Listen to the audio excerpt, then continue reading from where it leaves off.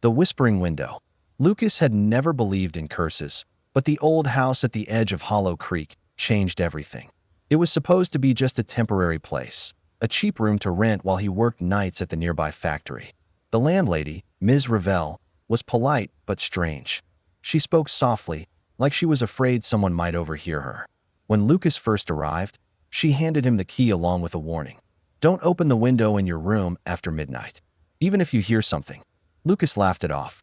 Old people loved their superstitions. The room itself was small, dusty, with peeling wallpaper and a single wooden window facing the forest. The glass was old and warped, like something pressed against it from the inside for years. He tried to open it that first evening, but the latch wouldn't budge, almost like the window didn't want to open. His first night passed quietly. The second was worse. Around 3:15 a.m., Lucas woke up to a soft tapping. Tap, tap, tap. It came from the window. He sat up, confused. It was pitch black outside. No streetlights, no moon. Only the forest, stretching endlessly like a sea of shadows. The tapping got faster. Lucas stood, walked slowly to the window, and pressed his ear to the glass. For a moment, there was silence. And then, a whisper. Let me in. Lucas froze. The voice was faint, almost breathless, like someone speaking from the other side of a long tunnel. He stepped back. The whisper followed. I'm cold, let me in. He grabbed his phone to check if someone was outside, but it showed nothing but darkness. The tapping started again, this time stronger, almost impatient. Lucas hid under the blanket and didn't sleep until morning. At breakfast, he confronted Ms. Ravel. There was someone at my window, he said. She didn't look surprised. She almost looked sad. I warned you, she whispered. The window remembers things. It remembers the ones who were taken.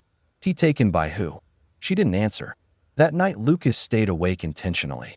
He wanted to prove it was just wind, trees, or his imagination. At exactly 3:15, the temperature in the room dropped. His breath turned white. Tap, tap, tap. Lucas approached slowly. The whisper returned, but this time clearer. Lucas, help me. His blood turned to ice. The voice knew his name. He forced himself to look through the glass, and he saw a pale face staring back. Hollow eyes. A mouth that twisted in a desperate smile. But the worst part, the face looked human. Young. Terrified. Please, the thing whispered. Open it. Lucas stumbled back. The latch rattled on its own, like an invisible hand was trying to lift it. He grabbed the window and pushed it down, fighting against whatever was outside. The whisper turned into a growl. The wooden frame shook violently. From the hallway, Lucas heard rushing footsteps. Ms. Ravel burst into the room, holding a rusted iron nail and a hammer.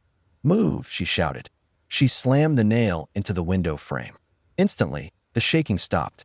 A scream echoed from outside. Not human, not animal, something in between. The face vanished. Lucas collapsed onto the floor, shaking. What the hell was that? Ms. Ravel knelt beside him. This house stands on the remains of an old settlement, she said. The people who died here, not all of them moved on. Some stay trapped between worlds. They search for warmth, for life. Once you open the window, she looked at him with tired eyes. They drag you where they are. Lucas packed to leave at sunrise, but before he left, Ms. Ravel handed him a small iron nail. Keep it, she said. If you hear tapping again, don't ignore it. They remember your name now. Lucas moved far away, to another town. He never returned to Hollow Creek.